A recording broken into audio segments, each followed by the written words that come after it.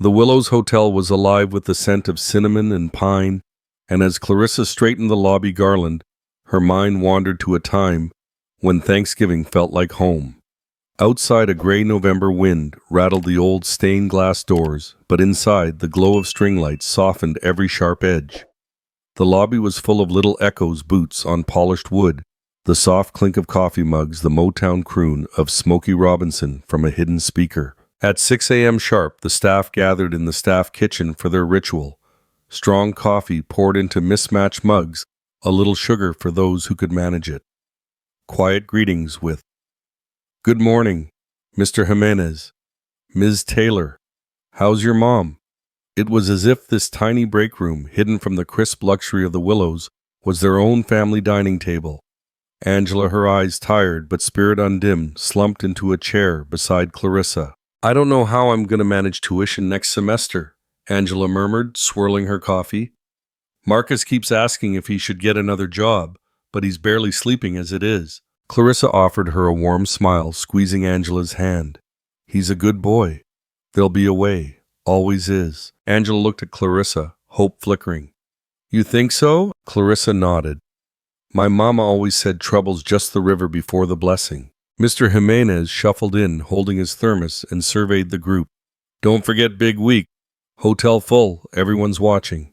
His voice was gentle, but carried the weight of a dozen Thanksgivings. Angela sighed, rubbing her temples. "Feels like every year they get meaner.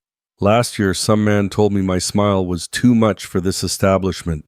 "People forget how to be grateful," Mr. Jimenez replied, shaking his head. "That's why we have each other." Clarissa straightened her navy blue uniform, gold trim, catching the light, and rose. "Let's make it beautiful then, just like we always do." With a flurry of navy and gold, they moved to the lobby. Clarissa led the charge, adjusting wreaths and centering bows. The staff laughed quietly, sharing old family stories.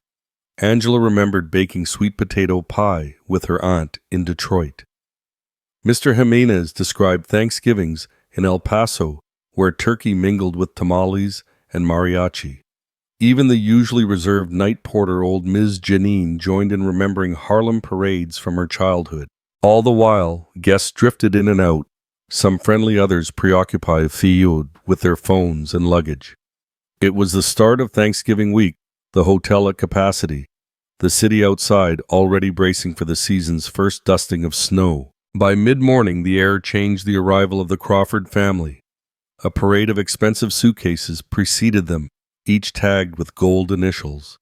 Henry Crawford, all measured strides in crisp gray suit, surveyed the lobby like he was appraising real estate.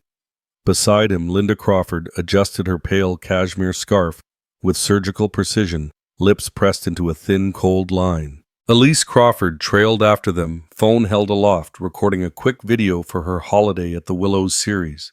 "Can you believe this lobby?" she whispered, not quietly enough. "It's giving like 2010 Christmas card energy." Clarissa offered her best professional smile. "Welcome to the Willows. Can I help you with your bags?" Linda's eyes drifted over the decorations, pausing on a garland. She found too low a pine cone. She found too rustic. "We'll need the suite aired out." "The pillows are never quite right," she told Clarissa, without meeting her eyes. Angela rolled her eyes behind the Crawfords' backs, and Clarissa caught it, suppressing a smile. Henry at least managed a curt nod before moving to the front desk. Elise panned her camera across the staff, pausing on Clarissa. "Love the uniform, so retro," she said, a smirk tugging at her lips. "Do you all get like bonuses for staying in character?" Clarissa kept her composure, responding with quiet dignity. "We take pride in making everyone feel at home, Ms. Crawford." No one from management stepped in. Mr. Jimenez simply watched from his usual corner, protective as ever. The staff exchanged glances. Thanksgiving at the Willows had officially begun. A short while later, the gentle, familiar presence of Reverend Porter filled the lobby. Dressed in a well-pressed overcoat, he cradled a basket lined with a linen napkin. "Afternoon, Ms. Taylor," he greeted Clarissa warmly. "Just thought I'd drop off some cookies for the family." "Reverend, you spoil us," Angela beamed, taking one for herself and another for Mr. Jimenez. Reverend Porter leaned closer to Clarissa, voice low. "You hold steady, dear. The good Lord never sleeps on a weary heart." He pressed her shoulder gently, leaving behind the scent of cinnamon and something older like memories. Clarissa tucked a cookie into her apron pocket for later eyes lingering on the staff room wall as she passed a faded photograph there barely noticed of a young black woman arm in arm with the hotel's original founder. She paused for a heartbeat, curiosity flickering, but the press of work called her on. Midday sunlight bounced off snow-dusted windows, filling the hotel with an amber glow. Housekeepers bustled with trays and extra towels.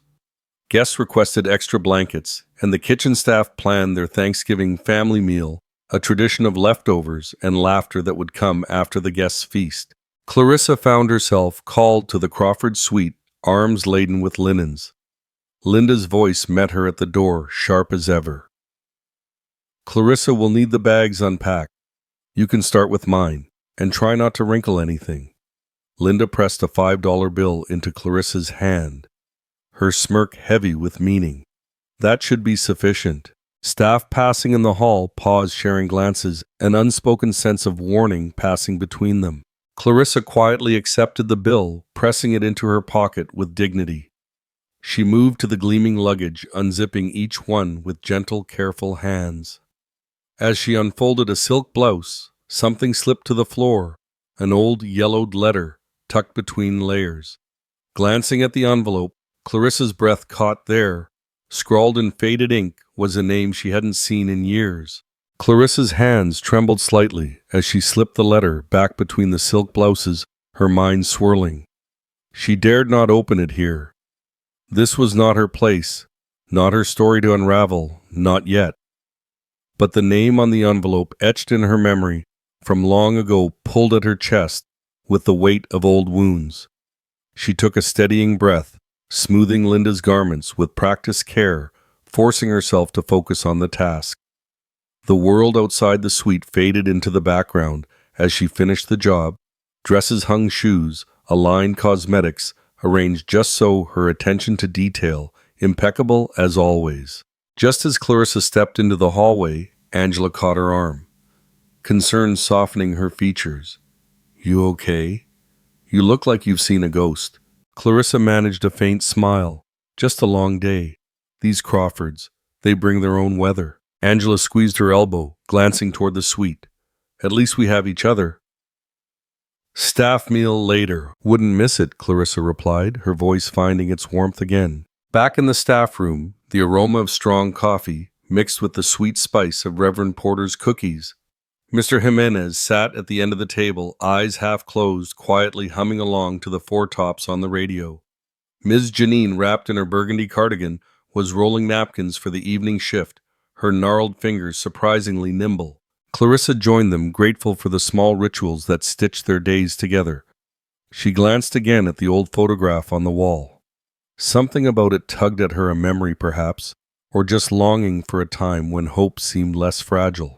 "I heard the Crawfords arrived," Ms. Janine remarked, breaking the silence. Angela snorted.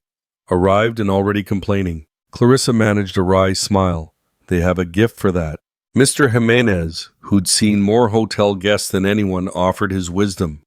"People who need to remind you how important they are usually forget how to be kind." Their laughter was soft, like the kind that comes from shared endurance. As the day went on, Clarissa made her rounds, tidying rooms, replenishing towels, always with a gentle knock and a polite housekeeping. Each room told its own story, a family laughing over pizza, an elderly couple holding hands by the window, a businesswoman typing furiously, a little girl in pigtails, arranging stuffed animals on the pillows. These glimpses, these small joys and struggles reminded Clarissa why she cared so much about this place. In the kitchen, the Thanksgiving meal planning was underway. The staff huddled around a notepad listing what everyone would bring.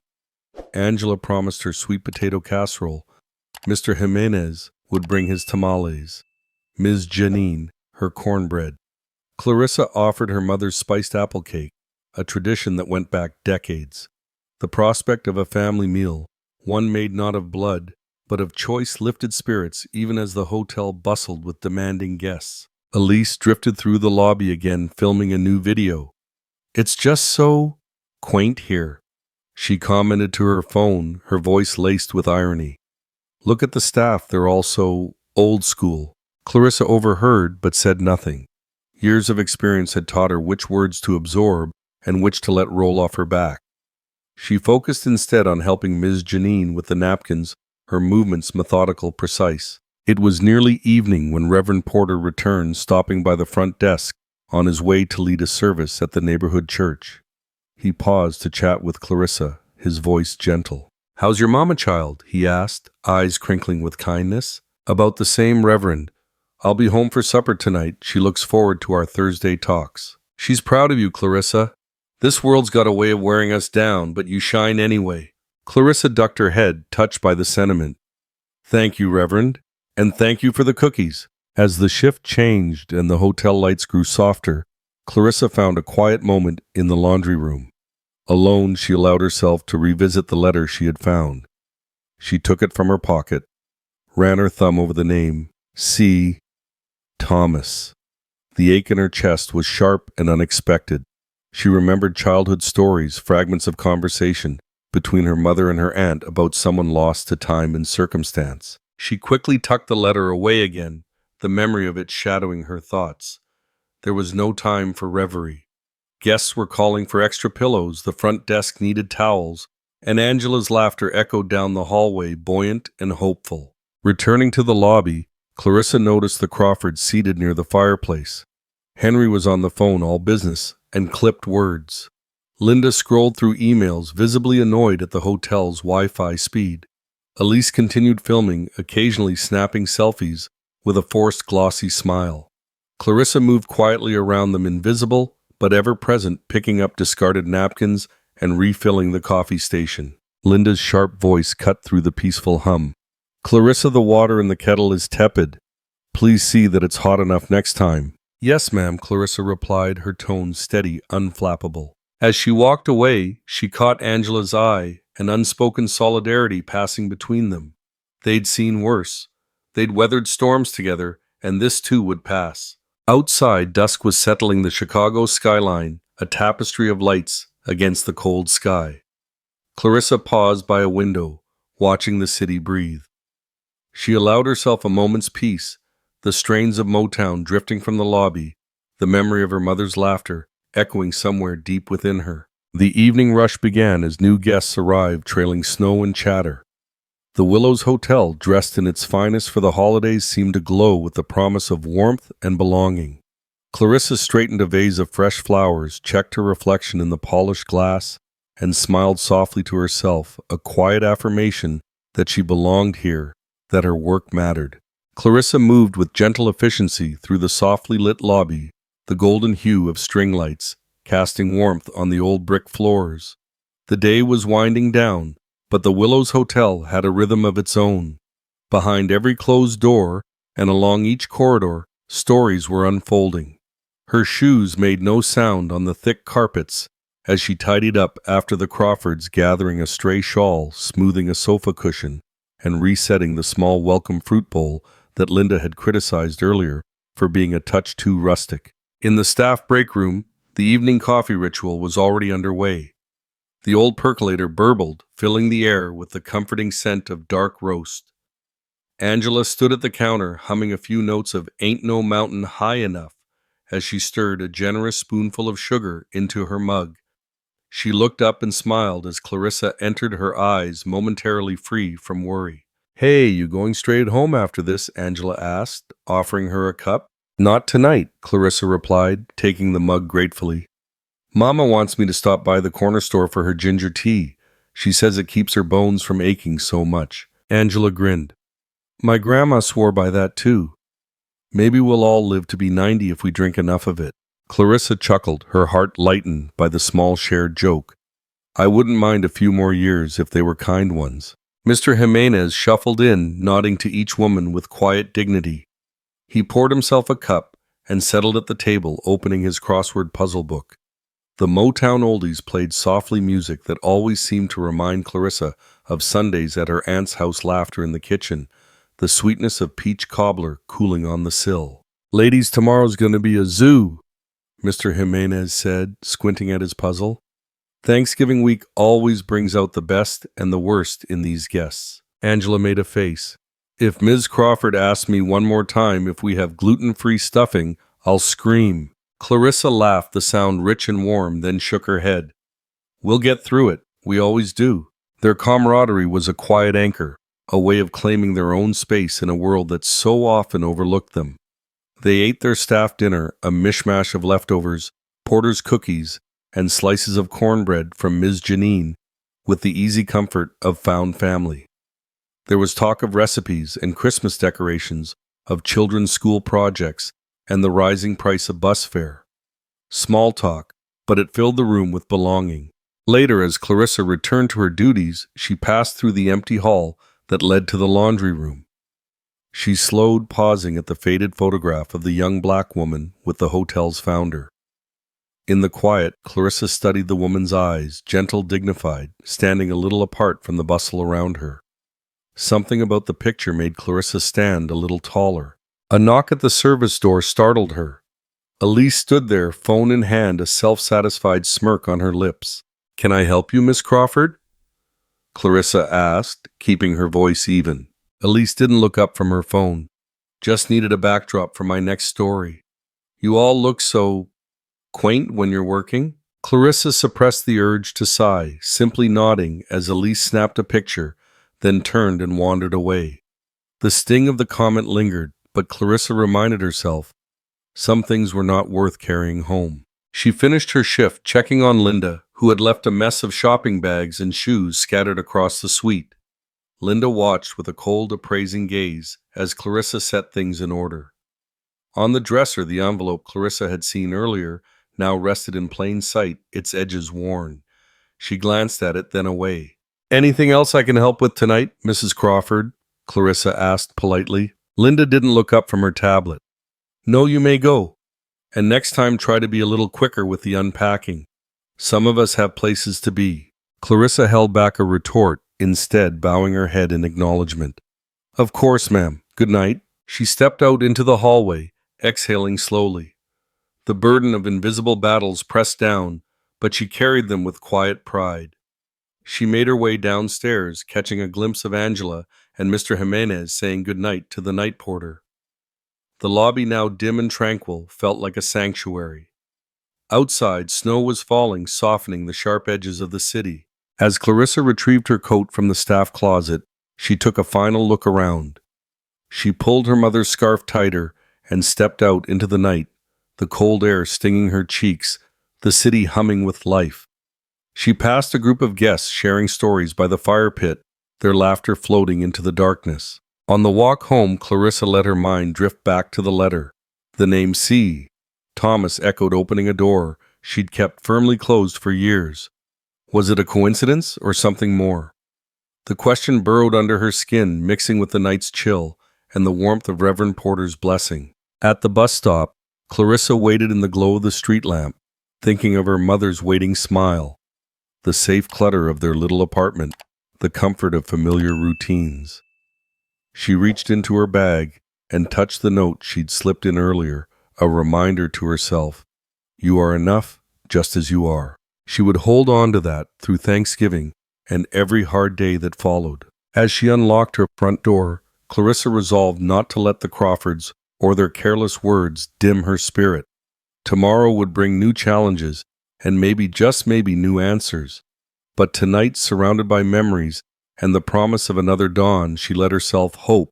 As Clarissa unpacks, she notices an old letter tucked in one of the Crawfords' bags. A name from her past jumps out at her. The next morning, frost dusted the hotel's windows, but the chill inside the staff kitchen was sharper. Word of the Crawfords' rudeness had already spread.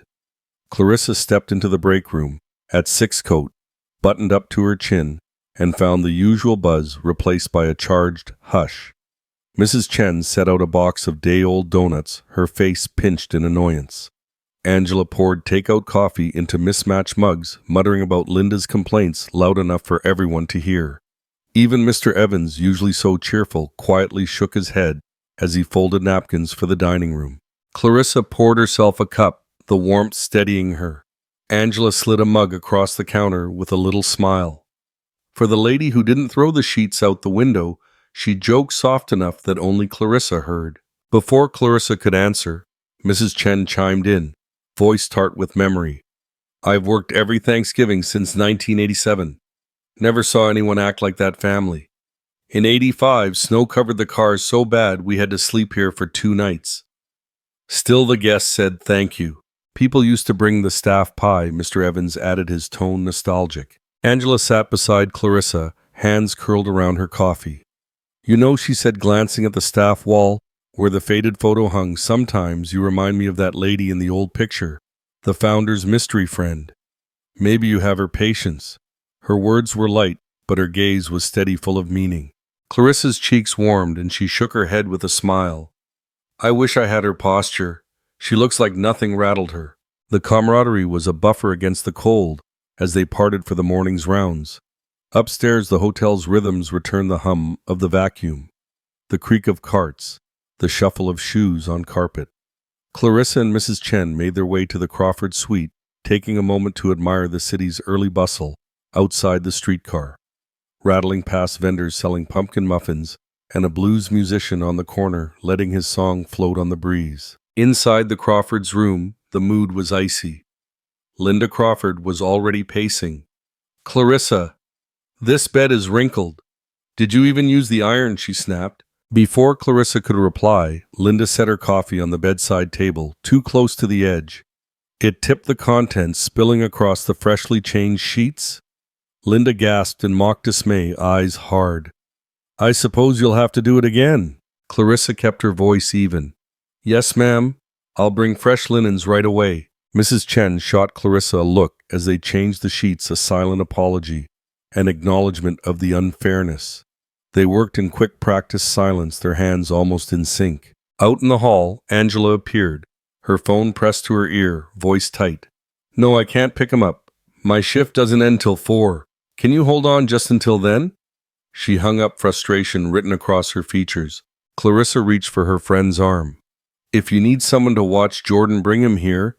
He can hang out in the staff lounge, finish his homework, have a cookie or two. Angela squeezed her hand, relief flooding her face. You're a lifesaver, Clarissa. He's behind in math, and I can't afford a tutor. After lunch, Jordan arrived, a shy, gangly 11-year-old with bright eyes and a backpack nearly as big as he was.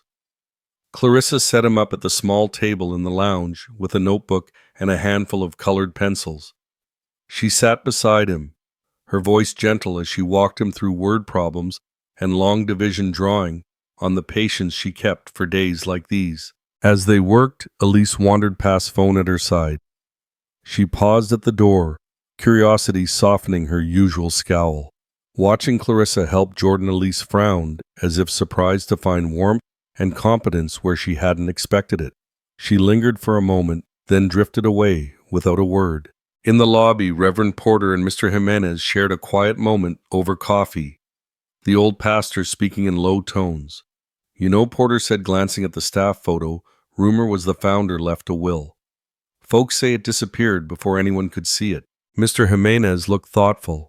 There are a lot of secrets in these old walls, Reverend. Some things come out eventually.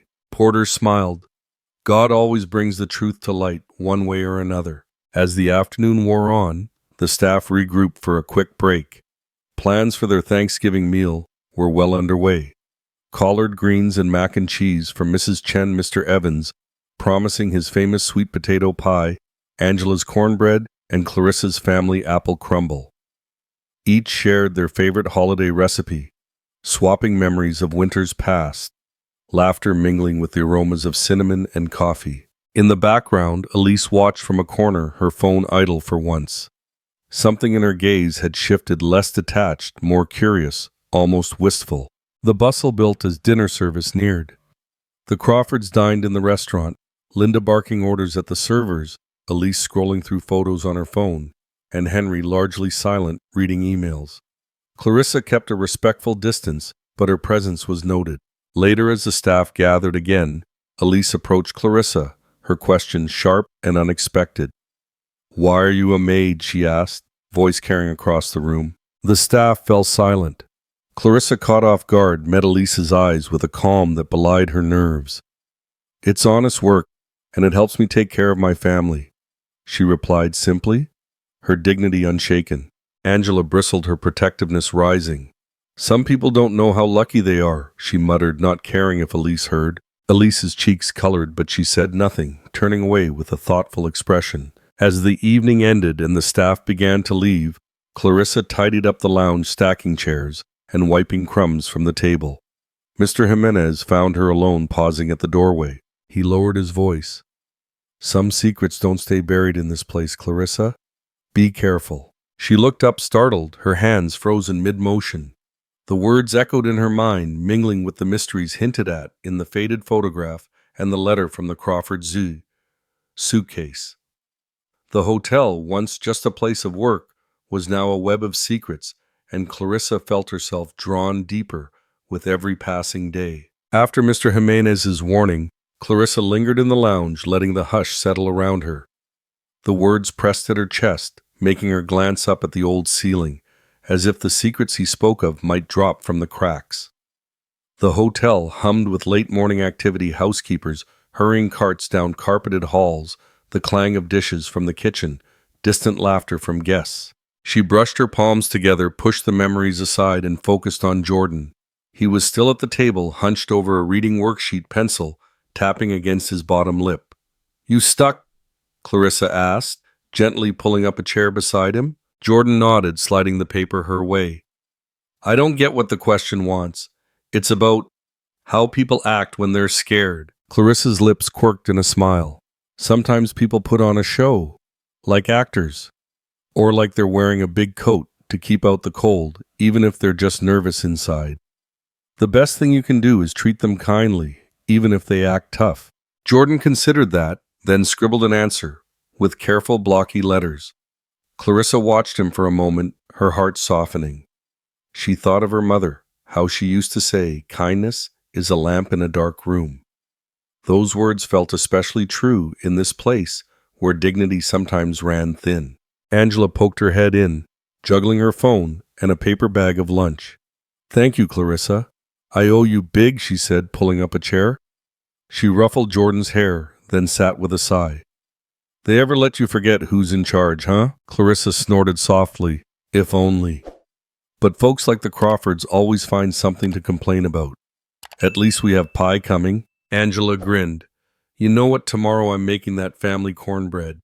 The kind with the honey glaze you love." Across the room, Mrs. Chen entered, holding a sheet of paper and a faded photo. "Do you recognize her?" she asked, holding up the image, a young black woman standing tall beside a stern-faced man in a suit. Clarissa studied the picture. "She worked here, I think, long time ago. Rumor is," Mrs. Chen whispered, "she helped the founder during some scandal. Some folks say she was more than a maid, maybe family." Mrs. Chen shrugged. "Old hotels, old stories, but I like to think she watched out for the rest of us." Angela leaned in, her eyes glinting. "I heard she left something behind. People find her name written inside drawers sometimes, or notes in the attic." Clarissa smiled, heart fluttering. "Maybe she's a guardian angel for the staff." Their laughter filled the lounge, pushing away the tension, if only for a moment. As the lunch hour ended, Angela led Jordan to the staff kitchen, promising him an extra cookie if he finished his math. Back on the guest floors, the air was heavy with the scent of cleaning products and Linda's Chanel perfume. Clarissa and Mrs. Chen remade the Crawford Suite's bed for the second time, smoothing each corner, fluffing pillows, tucking hospital corners sharp enough to bounce a dime. Linda entered just as Clarissa finished. "Better," Linda said curtly, barely glancing at the bed. She set her bag on the dresser, then added, "I expect the rest of the room to match. No fingerprints on the glass, and for heaven's sake, someone clean that window." Mrs. Chen gave a tiny bow, biting back a retort. Clarissa only smiled. "Yes, ma'am," she said. When Linda left, the two women exchanged a look, frustration edged with resignation. In the corridor, Elise waited, phone raised, as she took a slow video of the decor. She paused when she saw Clarissa lowering the phone. "Hey," she said, awkward, almost as if she wanted to apologize. "You really helped Angela's kid, huh?" Clarissa nodded, wary. "Jordan's a good boy. Smart. Just needs a little encouragement." Elise hesitated, then pressed. "Were you always good at school?" A flash of memory crossed Clarissa's mind. Report cards, scholarships, a college dream deferred. I liked learning, she said, keeping her answer simple. But sometimes life takes a different road. Elise absorbed that, the flicker of curiosity in her eyes brightening. Guess it's not always about luck, huh? She murmured almost to herself before slipping away. As the afternoon sun slanted through the hotel's old windows, the staff convened in the kitchen, exchanging recipes and stories. Mrs. Chen described the blizzard of '85, laughing as she told how the pipes froze, but the guests and staff roasted chestnuts over the stove. Mr. Evans boasted about his sweet potato pie, the recipe handed down from his grandmother in Georgia. Angela wrote collard greens in looping cursive on a notepad, vowing to bring enough for everyone. The talk turned, as it often did, to tips and holiday bonuses, always too small, but always appreciated. Clarissa set aside a few dollars from her last paycheck for her mother's medicine. "We do what we can," she said, her voice soft. The others nodded, the unspoken bond between them growing with every shared struggle. In a rare moment of quiet, Clarissa slipped into the hallway, gazing at the city lights beginning to flicker on outside. Lakeview bustled, kids in puffy coats chased each other, neighbors carried grocery bags, a street musician played a mournful tune on a battered guitar. The world felt big and small all at once. When she returned to the lounge, Elise sat in one of the chairs, fidgeting with her phone. "Why do you stay here?" Elise asked suddenly, not looking up. Clarissa took a slow breath. "Because this place needs people who care. And because, well, sometimes you have to make your own family." Elise studied her, some new understanding dawning behind her eyes. Before either could say more, the evening shift bell rang. The staff scattered to their posts, the hotel slipping into the golden glow of dusk, Thanksgiving one day closer. In the undercurrent of gossip and laughter, Clarissa sensed a change, a small shift in the way Elise watched her, a new curiosity, and something almost like respect. Outside, the blues musician's song echoed against the brick, and the willows felt just for a moment like a place where stories waited patiently to unfold. Evening deepened, and the willows hummed with the familiar sounds of preparation. In the staff kitchen, the night crew arrived. More laughter, stories, the comforting crackle of an old Motown playlist coming through someone's phone. As dinner service ramped up, Clarissa moved quietly, refilling the coffee urn and straightening napkin holders. Her presence a calming force in the gentle storm of hotel business. Angela returned from the lounge with Jordan, cheeks, pink hair a little wild. "Guess who beat me at Scrabble?" she announced, her smile lighting up the room. This boy spelled resilience with all his tiles. Wonder where he learned that word? She winked at Clarissa, and the staff laughed. Clarissa felt the warmth of their camaraderie settle into her bones. Mrs. Chen, hands dusted with flour, offered a plate of still warm dumplings. "Take two, one for you, one for luck," she said, her soft eyes crinkling at the corners. Clarissa accepted, her heart swelling. In these small rituals, sharing food recipes, stories, they built their own Thanksgiving, a patchwork family stitched together in the quiet spaces of the hotel. On the guest floors, though, the air was colder. Linda's voice echoed through the hall as she demanded an extra blanket, then called down to complain that the pillows were too soft. Elise trailed after her mother with her phone, but the filming was more subdued now. She kept stealing glances at Clarissa and the staff, as if trying to understand a language she'd never learned. Later in the staff lounge, Angela lingered with Clarissa, the two of them folding towels side by side. Angela's voice dropped. "You know, when I see you with Jordan, I think about that photo in the hallway, the one of the founder and that woman. I always thought she looked a little like you, Clarissa. Strong. Not just in her face, something in her eyes." Clarissa shook her head, a gentle smile touching her lips. Maybe she just knew how to carry herself, no matter what came her way. Or maybe Angela said she had a reason to stay here too. Before Clarissa could reply, Elise appeared in the doorway, hesitant. "Do you have a minute?" she asked, the edge in her voice mostly gone. I want to understand something. Earlier you were helping with homework, and I guess you seem really smart. Why are you—" She stopped, aware of Angela bristling nearby. "Why are you working here as a maid?" A heavy silence fell. Clarissa, standing tall, didn't flinch. "Sometimes life's path doesn't go where you think it will." she said, her voice steady but gentle. But I'm grateful for where I am. Not every blessing comes wrapped in gold. Angela's jaw tensed.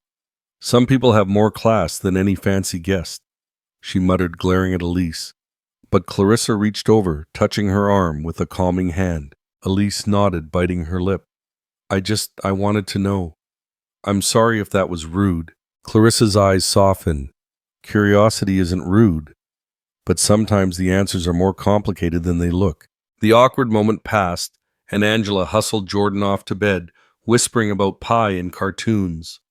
The staff finished their last chores, trading stories about snowstorms, missed buses, and old family traditions, hot cider on stoops, big church suppers, the hope that tomorrow would be better. Downstairs, Reverend Porter lingered by the front desk, chatting quietly with Mr. Jimenez. The two men discussed the photo in the staff lounge, and the old pastor shook his head. There's things this hotel holds close, Jimenez. The founders will the people who came through. Sometimes I think the walls themselves remember. Jimenez grunted, nodding. You think Clarissa's got something to do with all that? He asked, lowering his voice as he checked the security monitor. The pastor smiled, mysterious. She's got that look. Folks who carry history, you can see it in their walk. But let her tell it when she's ready. The night wore on, the guests settling into their suites. In the small staff mealroom, Clarissa scribbled a note for her mother, reminding her to take her medicine, promising to bring home an extra slice of pie. She glanced around, thinking of the people who came before her, the stories hidden in these walls, and the quiet dignity of the work she did. Suddenly, Mr. Jimenez appeared at the door, his face serious. You got a minute? He asked, his voice softer than usual. She nodded, following him into the quiet hallway. He stopped near the old service elevator, away from the bustle. You know he began this place. It remembers things. And folks here, they remember too, even when they pretend not to. Clarissa met his gaze, a question in her eyes. He glanced around, making sure they were alone. Some secrets don't stay buried in this place. He said, his voice low, the words heavy with warning. Especially with the Crawfords poking around, and that girl Elise. You be careful, Clarissa. Some history's best left alone, unless you're ready for it to come out. She swallowed a tremor of fear, mingling with resolve. The past had always felt distant, contained in yellowed letters and memories. Now it felt close, too close perhaps, with eyes watching questions, whispered the chill of old stories, brushing against her skin. But Clarissa straightened her shoulders. Thank you, Mr. Jimenez. I'll remember. He patted her arm, grandfatherly. You do that, Nina. And if you need someone to watch your back, you know where to find me. As Clarissa returned to the lounge, her mind swirled with questions, the old letter still hidden safely in her locker. She looked once more at the faded photo on the wall, the founder's friend, proud and secretive. The resemblance was uncanny. Outside, frost crept up the windows. In the silence, Clarissa realized that tomorrow would bring new challenges, new eyes watching new truths coming to light. But she felt something stir in her, a small, stubborn hope. Whatever secrets the Willows Hotel kept, she would face them with grace. Mr. Jimenez's words echoed softly as the chapter closed. Some secrets don't stay buried in this place. Tension simmered as the hotel prepared for its grand Thanksgiving gala. Everyone knew mistakes this week could mean losing your job. From sunrise, the Willows pulsed with an anxious energy that crackled beneath the cheerful holiday decorations. Frost feathered the grand ballroom windows where dozens of chairs were being polished and gold-trimmed tablecloths laid out with meticulous precision. Staff bustled everywhere, checking the chandelier's bulbs, arranging centerpieces of white lilies and orange chrysanthemums, fussing over the smallest details. In the staff break room, the morning meeting was unusually serious. The manager, Ms. Franklin, distributed schedules over slices of pumpkin pie, her voice brisk but edged with worry. Let's be clear, every guest tonight expects perfection. The Crawfords have invited business partners, and our reviews matter more than ever. Slip-ups will be noticed. Angela glanced at Clarissa, who was quietly pouring coffee for everyone.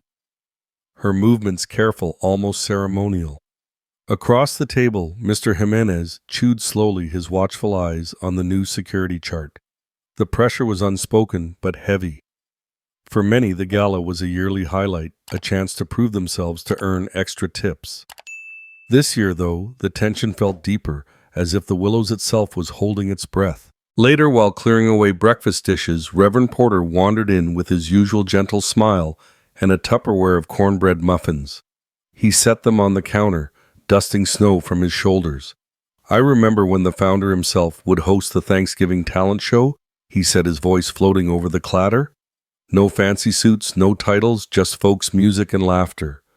Everybody was family for one night. Clarissa paused, listening, a flicker of something crossing her face. Angela nudged her. Maybe this year we should bring it back. You still play the piano, don't you, Rev? I do. Porter grinned. But I'd rather hear Clarissa sing. You got a voice, girl. Don't think we haven't heard you humming in the laundry room. Color rose in Clarissa's cheeks, but she just shook her head, smiling shyly. I don't know about that. Behind her, the ballroom doors swung open with a bang, and Linda Crawford stormed in, trailing a flurry of expensive perfume and irritation. This is not right, she snapped, waving her phone at Ms. Franklin. These table linens are creased. I asked for silk, not this. Blend. Fix it. Now. Elise followed her camera, lowered for once, eyes darting around the room. She'd spent the morning in a restless daze, scrolling through the hotel's old newspaper clippings and staff photos, her curiosity about Clarissa growing in unexpected ways. The day blurred into a swirl of rehearsals and final touches. Angela practiced her stand-up routine, making the kitchen staff howl with laughter. Mr. Evans recited a dramatic reading from A Christmas Carol, his voice booming. Mrs. Chen and Mrs. Turner prepared a duet on the harmonica. But when it came time for Clarissa, she hesitated, glancing at the crowded room. Angela pressed her gently. Come on, Riss. We need some real music. Just a verse. Clarissa nodded, closing her eyes. She sang softly at first, then with growing confidence, a gospel classic. Her grandmother had loved her voice, warm and haunting, filling the break room and drawing even the distant housekeeping staff to the doorway. For a moment, everything stopped. The tension dissolved into something lighter, the kind of togetherness Reverend Porter remembered from years gone by. Even Elise seemed moved, lowering her phone, caught off guard. Applause filled the tiny space, awkward and sincere. Mrs. Chen wiped her eyes, whispering, "Reminds me of home." As the rehearsal ended, Ms. Franklin clapped her hands for attention. All right, team. Last push before tonight. Let's make it count. The group dispersed energy a little higher now, nerves soothed by song and laughter. But as the staff filtered out, Linda lingered in the hall, her lips pursed. She watched Clarissa with a narrowed gaze, her fingers toying with a sparkling diamond bracelet. When Clarissa passed by, Linda's words were low, icy. Enjoy your little performance while you can. Some of us know how to spot an imposter. Clarissa met her eyes, refusing to shrink. Everyone here has a part to play, Mrs. Crawford. Even you. Linda scoffed, striding away, her heels clicking a sharp warning. In the break room, Angela shot Clarissa a look. She's up to something. Be careful. Clarissa just smiled, the warmth from her song lingering. Let her play her games. We've got each other. As the snow outside thickened, the hotel glowed brighter, the staff moving as one. A family, however temporary, preparing for the most important night of the year. The afternoon faded into evening as snowflakes drifted heavier across Lakeview, the streetlights outside glowing soft and golden. Inside the Willows, the staff hustled through last-minute preparations for the Thanksgiving gala. Tension pulsed quietly in every hallway. Some staff snuck a quick laugh in the break room. Others rehearsed lines or checked uniforms, but everyone moved with that same nervous hopefulness. This night could change everything for better or worse. Clarissa made her way to the guest floors, double-checking the arrangement of towels and amenities in the Crawford suite. Angela intercepted her by the service elevator, holding a plate covered in foil. Leftover mac and cheese, my mom's recipe. You earned it after that song, she grinned, but her eyes were serious. Be careful tonight, okay? Clarissa squeezed her hand. You worry too much, Angie. What's the worst that could happen? Don't tempt fate. Angela muttered, her voice dropping as Linda's voice echoed down the corridor. Inside the Crawford suite, The mood was sour. Linda barked instructions into her phone, berating a florist for a minor mishap.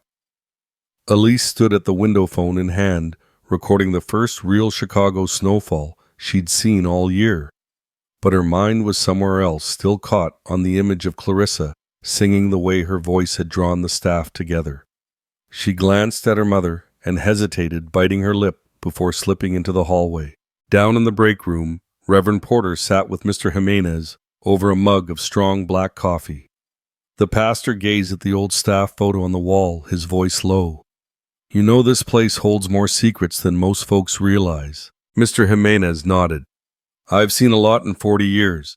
People think money buys respect, but kindness lasts longer." Their conversation trailed off as Elise wandered in, eyes scanning the walls. The photograph caught her attention, the same young black woman arm in arm with the Willow's founder. She turned to Reverend Porter. "Who is she?" Porter smiled softly. "She was a friend to everyone, especially the founder. Kept this place together during hard times." Something about the woman's eyes tugged at Elise. She wanted to ask more, but hesitated, pocketing her questions for later. Meanwhile, in the ballroom, staff were laying out dinnerware for the gala, as Linda swept in her diamond bracelet, glittering in the light. She paused by Clarissa, her gaze icy. "You call this polished?" She ran a finger along the edge of a silver tray, inspecting for dust that wasn't there. Clarissa kept her tone steady. "Yes, Mrs. Crawford. We double-checked everything. Clearly not well enough. Some people simply aren't cut out for real responsibility." With a tight smile, Linda turned, and as she did, her bracelet slipped from her wrist, landing silently beside the table's centerpiece. She didn't notice, neither did Clarissa. But in the next moment, Linda gasped, patting her arm in exaggerated panic. "My bracelet? It's gone!" She shrieked, her voice sharp enough to draw the attention of guests and staff alike. Ms. Franklin hurried over. "We'll help you find it, Mrs. Crawford. I'm sure it's just misplaced." Linda shot a glare at Clarissa. "She was just standing here."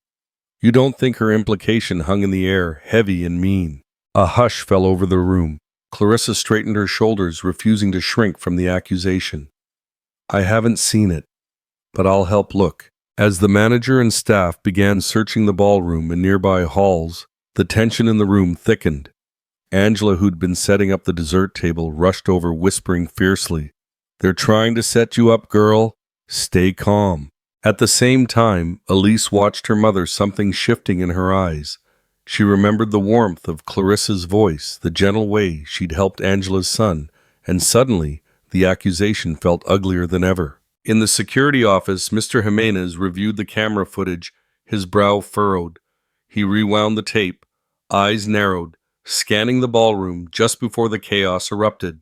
On the grainy screen, he watched Linda's bracelet slip from her wrist and land beside the floral arrangement right as a guest in a dark blue coat passed by and in a quick motion palmed it before slipping away. Mr. Jimenez smiled to himself, satisfaction blooming as he saved the footage. Back in the ballroom, Linda pressed her performance further, gesturing dramatically. "It's not just the bracelet. Things have gone missing all week. Maybe it's time we took a closer look at the staff." Elise opened her mouth to protest, but Clarissa held up a hand, her voice gentle but firm. "If there's any doubt, check my things. I have nothing to hide." Angela bristled beside her. "This isn't right," she muttered. "We all know who works the hardest around here." The hotel manager hesitated, caught between the powerful Crawford matriarch and the staff she relied on.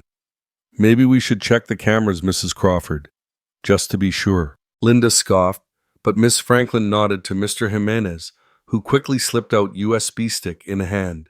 As the staff and guests milled about the family meal in the lounge continued as planned, even if the laughter was now thinner, more nervous. Someone queued up a Motown playlist, and Mrs. Chen handed out her homemade sweet potato pie, her voice low. "Eat up, honey. Don't let them steal your joy." The ballroom lights grew warmer as more guests arrived, oblivious to the drama behind the scenes. The staff clung together, exchanging anxious glances, knowing that tonight would be one to remember for reasons both good and bad. The final preparations for the Thanksgiving gala were a blur of last-minute polishing, quiet encouragement, and anxious glances in Clarissa's direction. The ballroom, draped in soft gold and deep red, shone beneath strings of twinkling lights as the first guests gathered. Music drifted through the air, Motown and old-school R&B blending with the hum of conversation. The staff's family meal in the lounge was left half-eaten plates stacked in the corner as everyone focused on getting through the night. Linda, in her sequined dress and icy composure, moved through the room with purpose, pausing every so often to cast a suspicious glance at Clarissa, who now busied herself with setting up the dessert table. Elise, hovering near the back, looked uncomfortable fiddling with her phone and glancing between her mother and Clarissa. The time came for the staff talent show, a tradition revived at Reverend Porter's gentle insistence. "It brings people together," he'd said in the break room, and though nerves ran high, the staff obliged. Angela performed a playful spoken-word piece about surviving Chicago winters. Mr. Evans played harmonica. Mrs. Chen shared a sweet story of her first American Thanksgiving. Finally, with the faintest smile, Clarissa was nudged to the front by her colleagues. She hesitated, smoothing her uniform, heart thumping, as she looked out over the faces, staff, guests, the Crawford family. A hush fell as she began to sing, her voice smooth and soulful, filling the room with an old Sam Cooke tune. For a few minutes, even Linda seemed to forget her grievances, and several guests smiled, hands clasped over their hearts. The applause was warm even from Elise, whose phone stayed tucked away for once. But the moment ended quickly as Linda suddenly gasped loudly, announcing, "My bracelet is still missing, and I want answers before this evening goes any further." All eyes turned. The manager, Ms. Franklin, moved to soothe the situation, but Linda pressed on, her voice shrill and insistent. "We need to check the staff now, especially her." She pointed straight at Clarissa. For an instant, Clarissa's composure slipped. The crowd watched, uncertain. Angela moved to her side, her support clear in the way she stood, chin-high, arms folded. Before anything could escalate, Mr. Jimenez stepped forward, calm and sure. "If it's all right, Mrs. Crawford, I've just reviewed the security footage." He plugged a small USB drive into the manager's laptop, projecting the footage onto the ballroom's side screen. The video played grainy, silent, but clear enough. It showed Linda's bracelet sliding from her wrist as she arranged flowers lying unnoticed on the table. A guest in a navy coat, a regular, well-liked patron, passed by, glancing down and quickly pocketing the jewelry. Clarissa was nowhere near. A hush fell. Linda's face drained of color, her protest wilting. The guests murmured, some with relief, others with embarrassment for having almost believed the worst. Elise looked down, cheeks flushed. Angela couldn't resist a small, pointed smile. "Looks like the staff isn't the problem after all." Linda recovered quickly, straightening her shoulders. "Well, I suppose it's good to be vigilant. Mistakes happen." The manager, her own relief palpable, nodded to Mr. Jimenez. "Thank you. I'm sorry for the trouble, Clarissa." Clarissa accepted the apology with grace, though inside her chest tension lingered. She felt every eye on her, every guest and staff member now aware of the line she'd been forced to walk. But the reprieve was brief.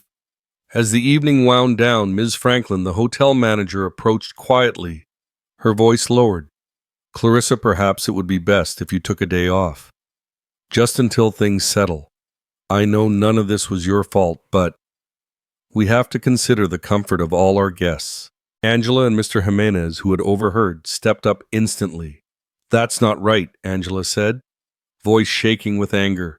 "She's the best we have." Mr. Jimenez folded his arms, gaze steady. "If Clarissa goes, you'll have to manage the floor yourself. And good luck running the laundry without her." Mr. Franklin hesitated, caught between protocol and conscience. The tension was palpable. Some guests watched curiously, others turned away in discomfort. Reverend Porter, still in the ballroom, watched it all with sadness and quiet pride. He nodded toward Clarissa. "Stand tall, child. Truth always finds its way." In the corner, Elise lingered, her internal conflict written plain on her face. She glanced again at the photo she'd taken of the old staff picture earlier that day. The resemblance between the young woman beside the founder and Clarissa was uncanny. She scrolled through the photos, her mind working over every detail: Clarissa's quiet strength, her singing, her refusal to break under pressure. A gentle snow began to fall harder outside, softening the world as the staff gathered once more for their late-night family meal in the lounge. The music played, laughter bubbling up again, even if nerves hadn't fully faded. They had survived another crisis together. Elise lingered just outside the doorway, her presence noticed, but not unwelcome. Clarissa sat quietly holding a mug of cocoa, Angela on one side and Mr. Jimenez on the other.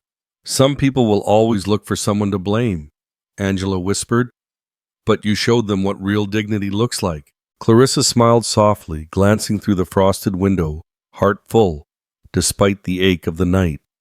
For a moment, the past, the old letter, the faded photograph felt closer than ever. But even as she found comfort among her own, the reality was clear. The hotel's management was choosing safety over justice, image over loyalty. It was a lesson she'd learned before, but it never hurt less. As the room quieted, Ms. Franklin returned with a final word. Clarissa, please, just think about it. I'll call you in the morning. Angela and Mr. Jimenez flanked her protectively, their loyalty unmistakable. Elise watched from the hallway, fingers curled around her phone, the old letter burning in her pocket, a secret, and maybe a chance just waiting to be revealed.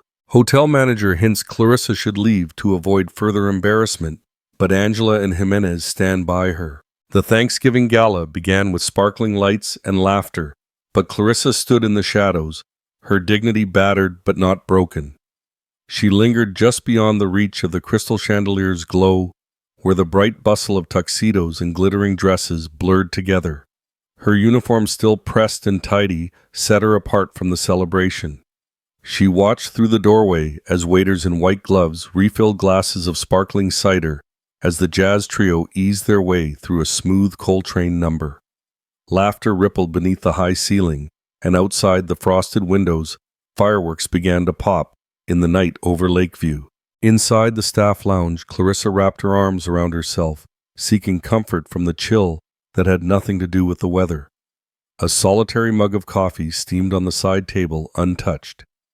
The seat beside her still held the imprint of Angela, who had only just left worry etched into her face. The memory of Clarissa's singing from the talent show rehearsal clung to the air.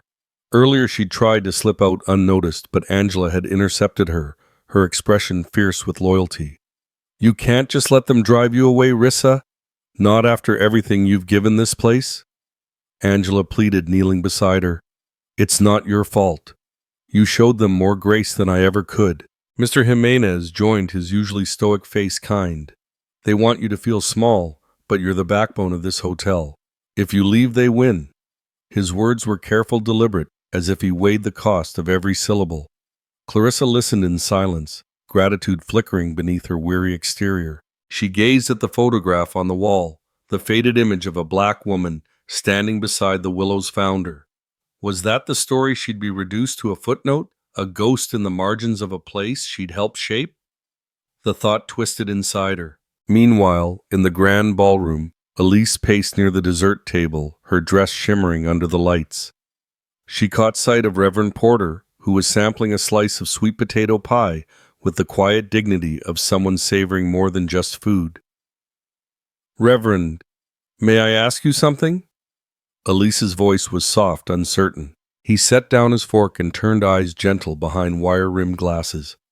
Of course, child. What troubles you? Elise hesitated, wrestling with words. Do you think people can change? I mean, truly? My mother, she's not always been this way, but lately? Her voice faltered. I don't want to be like her. I think I've hurt someone who didn't deserve it. Reverend Porter rested a comforting hand on hers. Change starts with truth and kindness, especially when it's hardest. Sometimes those who need love the most show it the least. Elise nodded, fighting back tears. Back in the lounge, Angela squeezed Clarissa's shoulder. The gala's tradition is that staff and guests are equals for the night. You belong there as much as anyone. Come on, at least let them see you.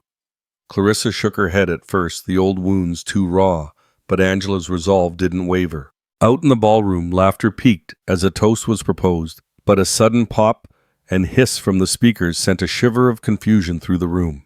The microphone in the MC's hand fizzed and died. plunging the party into awkward silence. Staff hurried to troubleshoot guests, glanced at their phones, and Linda's voice rang out in complaint, sharper than ever. Honestly, does nothing work properly in this place? Linda huffed, dabbing at her pearls, her irritation palpable. The MC, a young manager named Devon, tried to save the moment. Ladies and gentlemen, while we get this sorted, perhaps we have some impromptu entertainment? He scanned the crowd, desperate for a volunteer. Before Clarissa could slip away, Angela dashed in from the lounge and raised her hand. Actually, there's someone here who sings better than anyone I've ever known, she declared, voice bold enough to cut through the room's murmur. Clarissa froze as all eyes shifted toward her. The staff began to nudge her forward, and even a few guests joined in, sensing something special was about to happen. Elise, heart-pounding, started a live stream on her phone. She wanted the world to see this side of the woman her family had dismissed. The MC handed Clarissa a backup mic, this one battery-powered and mercifully working. The light shifted, casting a warm spotlight over her as she stood at the edge of the crowd. For a heartbeat, Clarissa stared at her shoes, pulse racing. Then she lifted her head. The music started softly, a classic gospel tune. His eye is on the sparrow. Her voice, low and trembling, at first gathered strength, filling the ballroom with rich, soaring emotion. Every note shimmered, rising above the chatter, and clinking glasses weaving through the chandeliers. Guests turned, mouths falling open. Staff leaned in, pride glowing in their eyes. Even Linda, hand frozen mid-toast, seemed to shrink in her seat, caught in the web of Clarissa's raw, beautiful truth. By the time Clarissa reached the final verse, the entire room had stilled, every eye shining with something between wonder and humility. Elise's live stream lit up with hearts and comments as younger guests shared the moment across social media, the video spreading beyond the hotel's walls. The last note faded. The applause was thunderous, real, grateful, unrestrained. Clarissa stood tall, shoulders back, heart pounding with something she hadn't felt in years, hope. As applause fades, an elderly guest approaches Clarissa. He recognizes her family name, hinting at a connection to the hotel's past. Clarissa sat in the dim staff lounge, her hands wrapped around a paper cup of coffee gone cold. The distant sound of jazz drifted from the ballroom, muffled by thick walls and heavy memories. Angela sat beside her, strong arms folded, radiating indignation on Clarissa's behalf. She glanced around to make sure no one else was listening. "You know," Angela said, her voice low, "they think they can run us off. But you belong here more than any of them." Clarissa tried to smile, but found it impossible. The embarrassment from earlier still burned fresh in her chest. Belonging isn't enough when you're always the one being watched.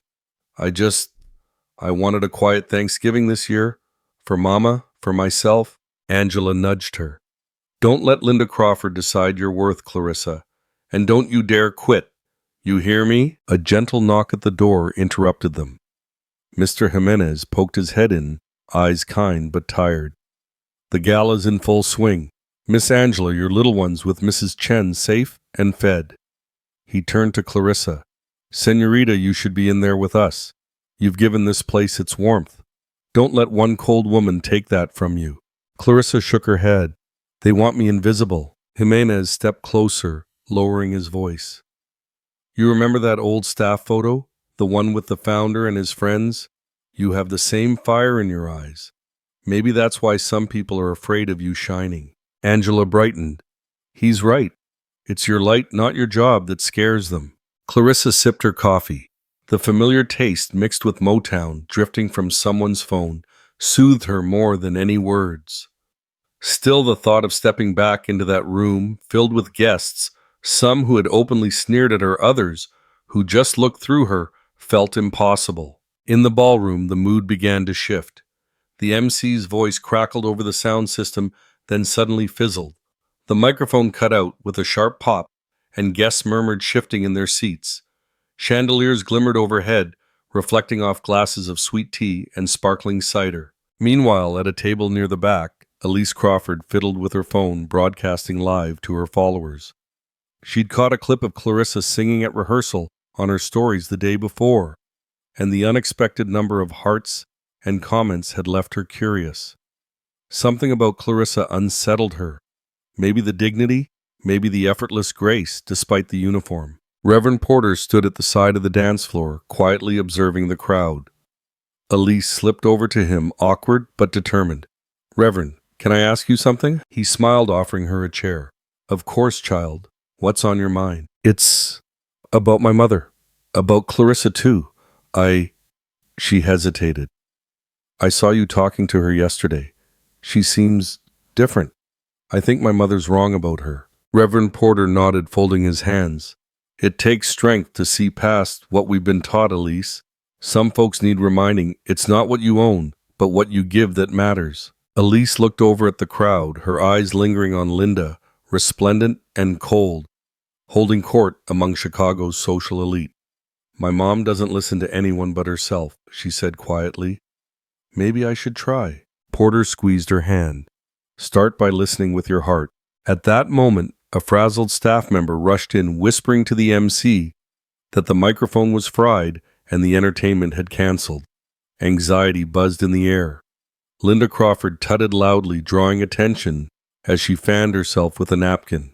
"Honestly, what kind of establishment is this?" Staff scrambled, whispering among themselves, while the jazz trio tried to fill the silence with an upbeat version of "What a Wonderful World." The MC glanced around desperately, his gaze landing on the staff gathered near the back, including Clarissa, who hovered in the doorway, caught between the shadows and the glow of crystal lights. Angela, noticing the chaos, suddenly saw opportunity. She shot to her feet and called out, "Clarissa can sing. Let her take the mic." All eyes turned. Linda's lips tightened, but the MC seized on the lifeline, motioning Clarissa forward. "Would you grace us with a song, Ms. Taylor?" Clarissa's heart hammered. She hadn't sung in public since she was a girl, certainly never in front of such an audience. But the quiet encouragement in Angela's eyes, the steady presence of Mr. Jimenez, and the unexpected hope in Elise's glance nudged her onward. The jazz trio nodded, waiting for her cue. The ballroom's buzz faded to anticipation, glasses paused in midair. Clarissa took a breath, remembering the gospel her mother used to play on lazy Sunday mornings when Chicago felt less heavy, more like home. She reached for the microphone. For a split second, her voice caught. Then, with a trembling note, she began to sing a classic soul ballad that carried through the room, slow and rich, winding between tables and melting even the iciest hearts. The staff stood taller, proud. Guests, distracted by their own world a moment ago, now sat mesmerized. Linda, midway through a whisper to another guest, stilled, her expression unreadable. Elise lifted her phone again. Live streaming. The comment feed exploded with hearts and applause emojis. Clarissa's voice soared, filling every dark corner with light. When the final note lingered, there was a hush, a genuine awestruck silence, as if the entire ballroom were suspended in a single breath. Clarissa felt every pair of eyes on her, not with judgment or pity, but something else. The applause began with Angela, her hands clapping fiercely, then spread to Mr. Jimenez and the kitchen staff, and finally swept across the guests like a wave. Even the hotel manager, stiff-backed and typically emotionless, nodded with reluctant admiration. The jazz trio grinned, sliding seamlessly into a gentle instrumental behind her as Clarissa, cheeks flushed, lowered the microphone. For the first time that night, she felt truly seen. The clapping went on until even Linda, tight-lipped and furious, could not ignore the shift in the room. Across the dance floor, Elise stood with her phone in hand, live stream still rolling. Comments flooded in. "Who is she? That's the most beautiful thing I've ever heard at a hotel gala." Goosebumps. Among the younger guests, some left their tables to get a closer look, offering warm smiles and encouragement. Clarissa found herself surrounded by a semicircle of staff and supporters, all proud to call her one of their own. As the music faded, the MC took the stage again, voice trembling slightly. "Ladies and gentlemen, let's have another round for Clarissa Taylor, whose talent and heart have just blessed us all." The guests rose, some tentatively, some enthusiastically, and gave her a standing ovation. Crystal glasses sparkled under the chandeliers. In the far corner, even the hotel's elderly owner dabbed at his eyes with a handkerchief, his usual reserve forgotten. Clarissa caught Angela's gaze across the room, and they shared a look of victory, soft, private, unspoken. Mr. Jimenez winked, then discreetly took up his post near the entrance, keeping a watchful eye as always. Reverend Porter, standing with the other church elders, pressed his hands together in gratitude, mouthing praise. For a few moments, all the lines between staff and guest, rich and poor old family and newcomer, seemed to dissolve. The Willows felt for the first time in a long while like a place of true community. The moment did not pass unnoticed by Linda Crawford. Her lips thinned further, and she whispered sharply to Elise, "Put your phone away.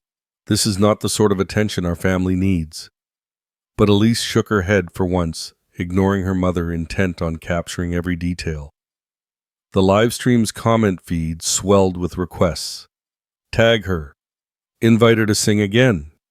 Clarissa for president. Meanwhile, the gala menu was served roast turkey with crisp skin, velvety sweet potato pie, fragrant collard greens, cranberry sauce, and hot rolls with butter. Guests chatted about Clarissa's voice, the soul she brought to the room, and the way the evening suddenly felt lighter, kinder. Clarissa, still overwhelmed by the response, retreated to the edge of the ballroom, accepting hugs and kind words from staff and guests alike. Angela slipped her a plate of food, squeezing her hand tightly. "See? This is what happens when you let people see the real you," Angela whispered. Near the old fireplace, Reverend Porter cornered Elise. "You did right by Clarissa, child. Your mother may not see it, but you're learning what matters." Elise nodded, emotion flickering in her usually guarded eyes. "I wish I could do more. I just never knew what it felt like to root for someone who deserved it." Porter smiled. "Sometimes all it takes is one good deed to change the story." The evening rolled on with laughter, music, and a new warmth in the air. Clarissa noticed staff and guests mingling in old Willow's tradition, revived if only for a night. Elise approached her hesitant. "You were incredible," she said. "My friends online can't stop talking about you." Clarissa managed a real smile. "Thank you, Elise, for everything tonight." As they spoke, the MC reappeared at Clarissa's side. "There's someone here who wants to meet you," he said, nodding toward a silver-haired gentleman making his way through the crowd. The man stopped in front of Clarissa, peering at her closely. His voice was soft but sure. "Miss Taylor is your family from Chicago. I remember that name. Many years ago, I worked here with your grandfather. He helped build this place, you know. The founder was a dear friend." Clarissa's breath caught old memories and new questions swirling inside her. The ballroom seemed to quiet around them, as if history itself was listening. The elderly guest took her hand, his eyes shining. "You have his strength, and I dare say his voice. The Willows would not be the same without your family's legacy." Applause rippled again through the room as the news spread in quiet whispers. Clarissa's roots ran deep in the hotel's foundation, far beyond her uniform or her current troubles. Linda watched stone-faced, realizing she'd misjudged not just a maid, but a piece of the hotel's heart. As the night wound down and guests began to say their goodbyes, Clarissa stood taller than she had in years, surrounded by newfound respect and a sense of belonging she thought she'd lost. As the applause fades, an elderly guest approaches Clarissa. He recognizes her family name, hinting at a connection to the hotel's past. The news moved through the Willows Hotel, like a warm current shifting the atmosphere even before sunrise. Staff arrived, early smartphones in hand screens, aglow with a grainy but mesmerizing video of Clarissa's performance. In the kitchen, Angela beamed as she poured coffee, reciting snippets of comments she'd read aloud. Over 1,000 views and rising. "They're calling you the soul of the Willows," she teased, setting a mug in front of Clarissa. Clarissa shook her head, embarrassed by the attention. She busied herself with setting out plates of biscuits and butter, pretending not to notice the excited chatter. For her, spotlights had always meant trouble, not celebration. She was used to keeping her head down, letting others take the credit, safer that way. Out in the lobby, guests lingered a little longer than usual, exchanging knowing glances as they checked out. Some slipped extra tips into staff hands, murmuring, "We saw her sing," or "That was something special last night." Even Mr. Jimenez, typically stoic, seemed lighter on his feet. He gave Clarissa a subtle thumbs up as he passed her in the hallway. But beneath the smiles and congratulations, Clarissa felt a knot tighten in her stomach. She worried about her sudden visibility, how the past had a way of catching up, just when you least expected it. The old man from the gala, Mr. Whitmore, had left a note at the front desk, asking Clarissa to meet him after breakfast. She wondered what he wanted to say, and if it would bring more trouble than joy. Angela, ever the instigator, was already deep in conversation with Elise in the staff kitchen. They pored over an envelope of old photographs and faded letters, a project begun just that morning. "Look," Angela pointed, "this one's got your grandmother's name on the back. Clarissa. And this," she held up a letter yellowed with age, "mentions the founder and a beloved friend. That has to be her." Elise's usual flippancy was gone, replaced by an earnestness that surprised everyone. "If it's true," she said quietly, "then your family helped start this place. Why doesn't anyone talk about it?" Her brow furrowed as she compared signatures, eyes darting between the photographs and Clarissa herself. Before Clarissa could answer, Mr. Whitmore entered his steps, deliberate but gentle. He greeted everyone warmly and accepted a biscuit from Angela, taking his time to butter it before speaking. "I remember when your grandmother and the founder stood right there in the lobby, arms around each other, planning how to save this hotel. It was the 60s tough years for a lot of folks. Your family gave more than money, Clarissa. They gave heart. When the bank threatened to close the Willows, it was your grandmother who convinced the neighborhood to invest." Clarissa's eyes widened. Why isn't that in any of the histories? Why does nobody say her name?" Whitmore looked at her sadly. People in power didn't always want to admit they'd needed help, especially not from black women. Some stories get written over. Some never make it onto the walls. Angela looked at Clarissa, voice fierce. "That's going to change starting today."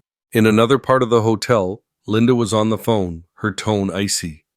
"No, I will not have my family's name dragged through the mud because of some old rumor," she said to whoever was listening. She paced the carpet, frustration sharpening her every movement. "This hotel has always belonged to people like us. We cannot let a maid rewrite history just because she has a nice voice." Elise listened outside the door, hand trembling. She remembered the way Clarissa's song had brought the entire ballroom to its feet, and the way her mother's face had grown hard and distant. Elise's own sense of loyalty was shifting. She knew in her bones what the right thing was, even if it meant defying her mother for the first time. Meanwhile, Reverend Porter found Clarissa by the staff lockers, his presence gentle as always. "You can't run from your roots, child," he said. "The Willows needs you as much now as it ever did. Don't let them make you feel small. Claim your place." Clarissa nodded, heart pounding. I never wanted attention. I never wanted to be the center of anything." Porter smiled. "Sometimes we don't get to choose when we're called, but you get to choose how you answer." Angela and Elise burst in with their evidence. A stack of letters, old photographs, even a faded check stub made out to the hotel from Clarissa's grandmother. They spoke in urgent whispers, forming a plan. Elise's eyes shone with resolve. "Let's show everyone. The truth, the whole truth. Tonight." Clarissa hesitated, but the look on Angela's face and the determined set of Elise's jaw made her realize she wasn't alone. The Willows was more than a job or a paycheck. It was a legacy, and it was time to fight for it. As the day wore on, staff and guests alike buzzed with anticipation. The kitchen was filled with the scents of fresh coffee and grits. Biscuits disappeared as quickly as Angela could bake them. Mr. Jimenez, hearing the plan, offered his support and promised to keep management busy if things got heated. That evening, Elise sent a group message to staff and regular guests, inviting them to an impromptu meeting in the ballroom. There was a sense of electricity in the air. Something was about to change, and everyone could feel it. Linda tried desperately to intercept Elise, but her daughter slipped away, clutching the folder of evidence. "You can't keep hiding the truth, Mom," Elise said, her voice steady. "People deserve to know who really built this place." The stage was set for a confrontation no one could have predicted, with Clarissa reluctant, but braver than she realized, at the center. Angela led Clarissa through the now familiar halls, the clatter of plates and faint hum of conversation from the lobby, a steady backdrop. They made their way to the quiet sanctuary of the archive room. Its heavy wooden door marked staff only. Elise was already there, hunched over a battered cardboard box, sleeves rolled up, and hair escaping its usual careful style. The table was crowded with black and white photos, envelopes, even a couple of faded ledger books.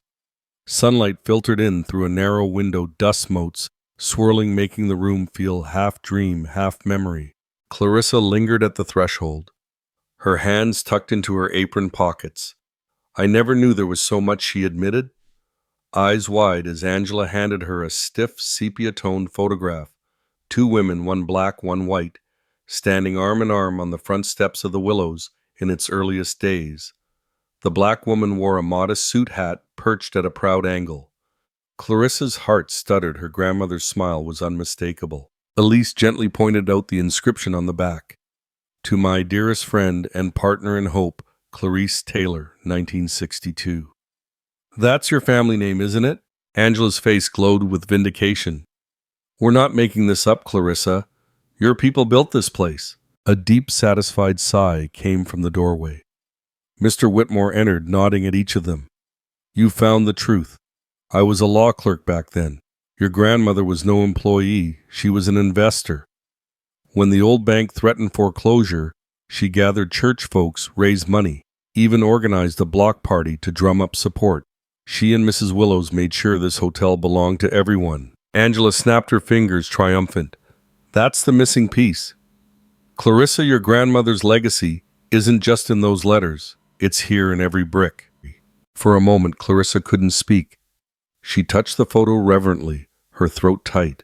All these years, and nobody said a word. Some folks wanted the story buried. Whitmore said, his tone gentle but firm.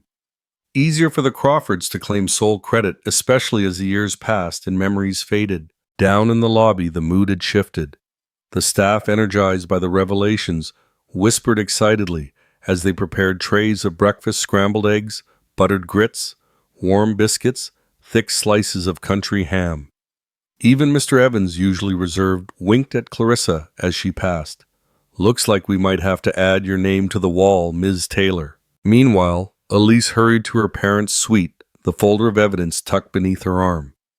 She found her mother sitting at the vanity, meticulously reapplying lipstick, her face a mask of control. Mother, I need you to look at these. Linda didn't turn. I don't have time for childish nonsense, Elise. We're checking out soon. Elise opened the folder and laid out the photographs and letters on the desk. You can't ignore this. Clarissa's family saved the Willows. They deserve to be recognized. Linda's hands paused, but her expression remained stony. Those are old documents. The past is past, Elise. Our family has given decades to this hotel. That's what matters. Elise's voice was steady, though her eyes shone with emotion. You always taught me to do what's right, Mom. Ignoring history isn't right. You don't have to apologize. Just help us make it right now. Linda's jaw tightened. You don't understand what's at stake. Our reputation, your future, depends on the Crawfords' name being untarnished. Back in the archive room, Angela and Clarissa read a letter aloud, the founder's handwriting, elegant but urgent. The Willows was born from shared struggle. No one person should ever stand above the rest. We are a family always. Mr. Jimenez knocked quietly and entered, offering his usual calm support. Words out, Clarissa? People are talking. You ready for this? Clarissa managed a half smile. I'm not sure, but I know I'm not alone. Elise returned, cheeks flushed, and announced, I'm calling everyone to the ballroom. If management wants to keep this story hidden, they'll have to do it in front of a crowd. Angela grinned. That's my girl. Within the hour, word spread throughout the hotel. Staff slipped invitations under guest doors, posted discreet signs in the lobby. Join us in the ballroom for a special announcement. By noon, a small crowd had gathered: staff, regular guests, even a few locals drawn by rumor and curiosity. As they waited, Reverend Porter pulled Clarissa aside, pressing her hand gently. You have a voice, Clarissa, not just for singing. Don't let anyone silence it. The doors opened and the ballroom filled with quiet anticipation. Elise took the stage, her voice a little shaky but clear. Thank you all for coming. We have something important to share a story about this hotel's true founders and about what it means to be a family. She gestured to Clarissa, who stepped forward, hands trembling but head high. Elise displayed the photos and letters on a projector explaining their significance, her voice gaining confidence as she spoke of legacy, courage, and the hidden truths of the Willows. Gasps and murmurs rippled through the audience as Mr. Whitmore added his first-hand account. "I was there," he said.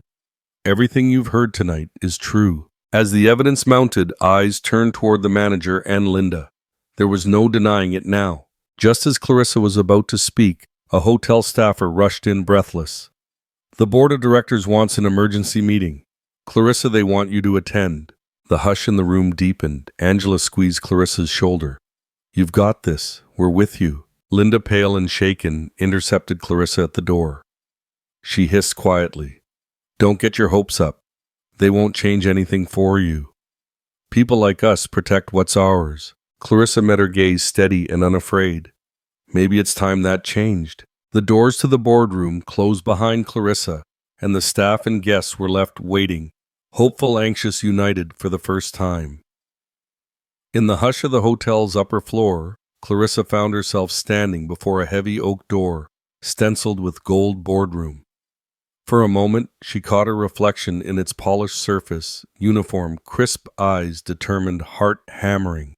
She steadied herself, recalling Reverend Porter's words, "You have a voice, Clarissa, not just for singing. Don't let anyone silence it." Inside, the board members sat around a long table, their faces a mixture of curiosity, skepticism, and she noticed with relief a few quiet nods of respect. Elise had already arranged the evidence on the conference table, photographs, old letters, even the ledger, with her grandmother's signature alongside Mrs. Willow's. Mr. Whitmore was there, seated quietly near the end, ready to vouch for every word. The hotel manager, nervous and defensive, opened the meeting. "Ms. Taylor, we'd like you to clarify what's been presented. There's a lot of history in these walls, but the official records, well, they never mentioned any Taylor family connection." Clarissa drew a steady breath, then spoke not as a maid, but as a woman who carried the hopes and history of her family. She told them of her grandmother, of community drives in the 60s, of a spirit that built more than just walls and windows. "My grandmother believed the Willows should belong to everyone who called it home, no matter where they came from or how much they had. She didn't want credit, but she deserved to be remembered." Mr. Whitmore confirmed the details, recounting late nights in the founder's office, the financial crisis, Clarice Taylor's determination. Elise, uncharacteristically quiet, watched as the board members murmured among themselves. One elderly woman dabbed her eyes with a tissue. Linda broke the silence, her voice brittle. "With all due respect, these are old memories and blurry photographs. Our guests expect tradition and certainty. Shouldn't we focus on the future, not dig up controversy?" A younger board member replied, "Integrity is part of our tradition, Mrs. Crawford. If this hotel was saved by the Taylors, it's time to honor that." After a tense deliberation, the board's chair, a dignified man with kind eyes, rose. "We've heard enough. Ms. Taylor, thank you for reminding us what the Willows stands for. We will reinstate your family's name in the official history and offer you a permanent role, not just as staff, but as an ambassador of the Willows' legacy." The words hung in the air. Clarissa felt tears sting her eyes, but she kept her composure. "Thank you. Not just for me, but for everyone who was ever made to feel they didn't belong." Word spread quickly. In the lobby, Angela and Mr. Jimenez embraced. Staff cheered, and even some guests applauded when Clarissa returned downstairs. Elise, beaming, posted the official announcement to her social media account. The Willows was always a story of hope, and today it's whole again. Linda tried one last time to assert herself. She cornered Clarissa in a quiet hallway, voice lowered to a whisper. "This doesn't mean you're better than us. Remember that." Clarissa met her gaze steady and unwavering. "It's not about being better, Mrs. Crawford. It's about being seen." Later in the bakery across the street, staff gathered for a breakfast of strong coffee, flaky biscuits, and laughter. The tension that had hung over the Willows for so long finally melted away. Elise sat with Clarissa, gratitude and newfound respect shining in her eyes. "Thank you for letting me help," she said quietly. "I never knew I needed this truth as much as you did." Reverend Porter led a small prayer of thanks, his words gentle and proud. "Family isn't just blood. It's everyone who stands together when the world tells them to sit down." Clarissa looked around, overwhelmed with emotion. The Willows was no longer just a place of work or faded memories. It was truly home. But as the celebration continued, the hotel manager entered with a note. "The board wishes to meet again this afternoon for formal recognition and a new plaque for the lobby." The message ended with a warning in Linda's handwriting. "Don't get your hopes up." Angela, seeing the note, squeezed Clarissa's hand. "No matter what they say, you changed everything." Clarissa smiled, courage shining in her eyes. She was ready for whatever came next. The Willows Hotel's boardroom had never felt so crowded or so alive. Outside, the city of Chicago woke to its first heavy snowfall. White flakes collecting on the window ledges, softening the city's edges. Inside, the air crackled with anticipation.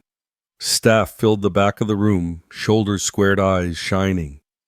The hotel's wealthiest regulars took front row seats, many dressed in winter finery, some with cell phones poised to capture whatever would unfold.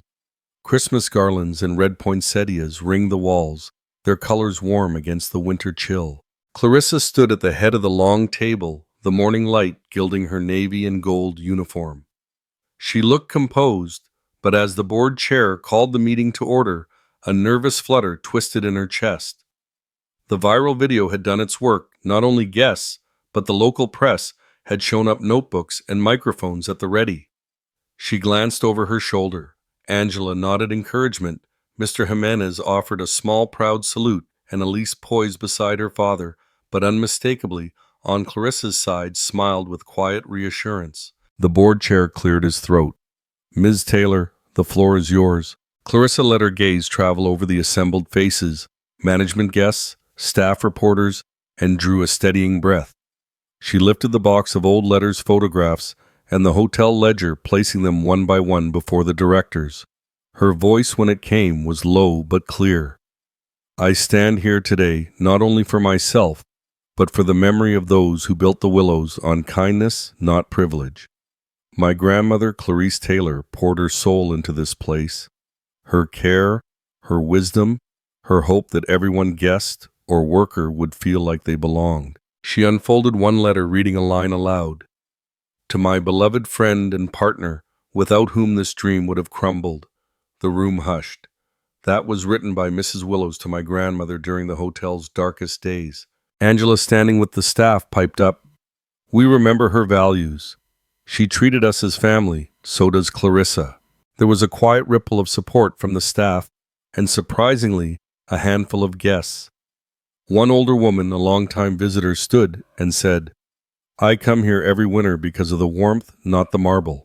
Clarissa, you are the Willow's true legacy." Linda, lips pressed thin, tried to break in.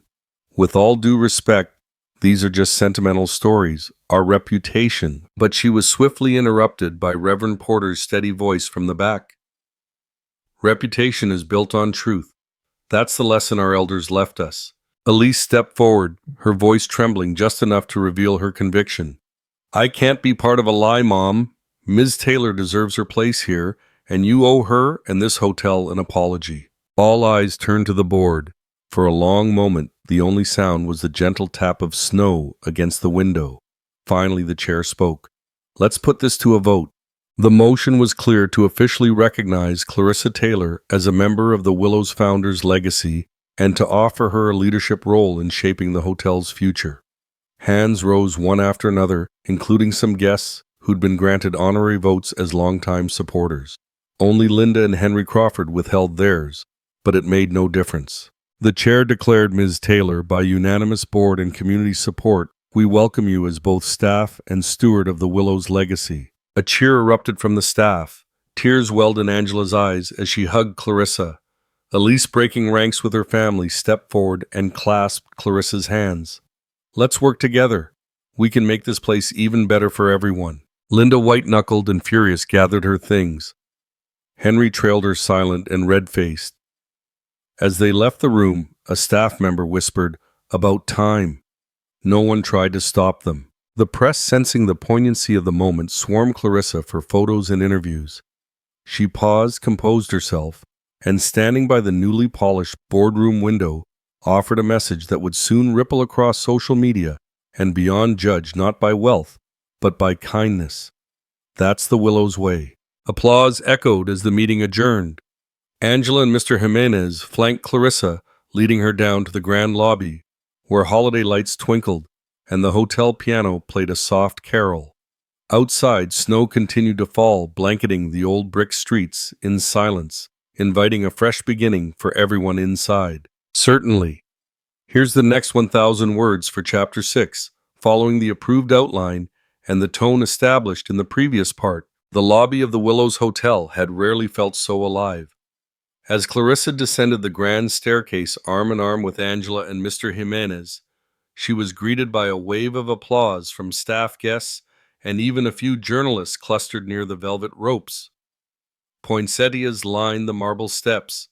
Golden wreaths sparkled on every sconce, reflecting the joyous atmosphere that was only just beginning to settle in. Clarissa paused at the bottom, her nerves slowly giving way to a sense of quiet pride. Staff members, some with tears in their eyes, lined up to congratulate her. Mrs. Chen brought over a steaming mug of hot chocolate, pressing it into Clarissa's hands with a shy smile. "My granddaughter saw your song on TikTok," she said. "She says you sing like you have a piece of the sky in your voice." Clarissa laughed, the tension easing from her shoulders, and thanked her, promising to teach Mrs. Chen's granddaughter the recipe for sweet potato pie. Reverend Porter arrived bearing a bouquet of white lilies and a warm hug. "Your grandmother would be so proud, Clarissa," he murmured, his voice soft but certain. "This hotel needed you more than it ever realized. Don't forget that."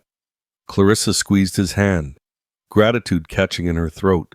She looked around, soaking in the faces of friends, mentors, and even those who once doubted her, all now united in celebration. Elise hung back her phone, still in hand, watching the hotel's social media notifications tick higher and higher. The live stream of Clarissa's speech and the board's decision was trending, comments pouring in from as far as London and Johannesburg. "The Willows gets it right," one post declared. "Legacy is more than money, it's heart." Elise hesitated, then approached Clarissa, determination shining in her eyes. "Ms. Taylor, Clarissa, would you consider partnering with me? We could start a scholarship fund in your grandmother's name. I want to help tell the real story on my channel with the community however you like." Clarissa considered the offer. She saw the sincere remorse in Elise's expression, and remembering her own grandmother's generosity, nodded slowly. "I'd like that. But only if we do it together. No more secrets, no more erasing people's stories." Elise promised, tears sparkling, as she and Clarissa shook hands, forging a new partnership that felt honest and full of possibility. By noon, the lobby bustled with excitement. Guests lingered, reluctant to check out some snapping photos with Clarissa and staff in front of the tree. The scent of cinnamon rolls from the bakery down the street wafted in every time the front doors opened. The staff had arranged a small brunch for everyone: biscuits and grits, slices of ham, and Clarissa's famous pecan pie. They sat together in the lounge, sharing stories of holiday mishaps and favorite childhood gifts. Angela lifted her mug, catching Clarissa's eye. "To family, the ones we choose, and the ones who choose us back." The toast was echoed by all, even Mr. Evans, who was usually too shy for such moments. At the edge of the gathering, Linda Crawford watched the scene, her composure cracked. She made one final attempt to regain control, approaching the hotel manager. "Surely you see the risk in all this. She's just staff. This is a business, not a charity case." But the manager shook his head. "The Willows is a family business, and family isn't about money, Linda. It's about the people who make this place what it is." Seeing she was beaten, Linda turned away. Henry followed, his shoulders stooped, pausing only to nod once at Clarissa in a wordless, complicated gesture, something between apology and defeat. They exited through the revolving doors, their departure almost unnoticed by the revelers inside. Outside, the snow was still falling, gentle and steady. Elise hurried to join Clarissa and Angela by the window, her voice soft. You've given us all a second chance, Clarissa, me included. I want to make things right with you, and with this place. Clarissa smiled, the beginnings of forgiveness stirring in her heart. She reached for Elise's hand, and Angela's, drawing them both into a loose embrace as the city's first true winter storm blanketed Lakeview in white. In the corner, Reverend Porter offered a prayer for new beginnings, his words simple and sure. The hotel's piano player picked out a familiar tune, Lean on Me, and slowly voices joined in. Guest staff, even a few journalists sang along, laughter and music ringing through the decorated halls. It was a sound Clarissa knew she would remember for the rest of her life, a sound of unity, of burdens lifted, of something old made new again. As afternoon light filtered through the frosted windows, Clarissa slipped away for a moment of quiet. She wandered into the staff lounge, finding the old photo of her grandmother and the founder newly polished and hung in pride of place. Someone had tucked a sprig of holly into the frame.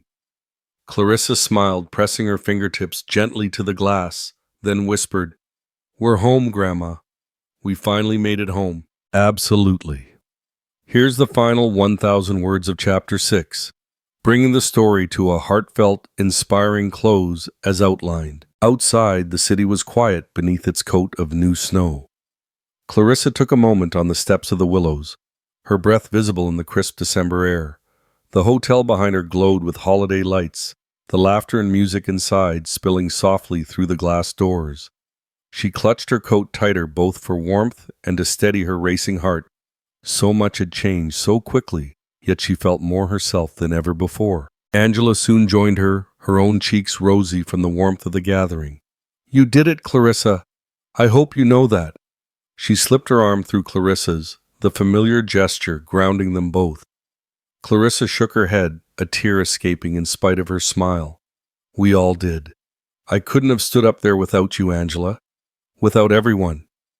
The two women stood in silence, watching as snowflakes gathered on the iron railings, the city hushed and knew. Inside, the hotel's staff began preparing for the evening's festivities. Guests who had decided to stay another night in the afterglow of the day's events. Elise and Mr. Jimenez moved through the lobby, stringing fresh garlands and setting up tables for the community project brainstorming session Elise had promised. Already a few local teachers had arrived, eager to help plan scholarships and neighborhood outreach. Children's laughter rang from the back parlor, where a makeshift craft table had been set up, the air scented with crayons and peppermint. In the boardroom, now transformed into a reception area, the directors and staff mingled over hot cider and Christmas cookies. Mr. Whitmore, the retired lawyer, made a quiet toast to justice finally being served and to those with the courage to remember. His words brought a round of applause and more than a few misty eyes. Even the hotel manager, usually so reserved, took Clarissa aside to apologize personally. "We should have truly seen you a long time ago," he admitted. Clarissa nodded, accepting, but also gently reminding him, "There are others on your staff with stories too. Make sure no one else gets left behind." As dusk deepened, the press conference in the lobby brought a new wave of attention. Clarissa, now in a simple navy dress with gold trim, a nod to the hotel's uniform. Her own way of honoring the journey, stood before the cameras. Elise introduced her this time, not as staff or help, but as a part of the Willow's true legacy and my new partner. The flash of cameras, the hum of reporters' questions, the swell of supportive voices, it all threatened to overwhelm, but Clarissa found her calm.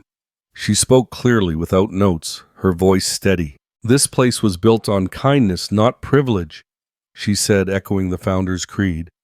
"My grandmother taught me that you never know who you're looking at or what they've overcome just by their uniform or their title. Kindness, real kindness, is quiet, but it changes everything. I hope this is just the beginning of what the Willows can be for our community and for anyone who ever felt unseen." The room erupted in applause. Clarissa felt a lightness, as if the burdens she'd carried for years had finally lifted.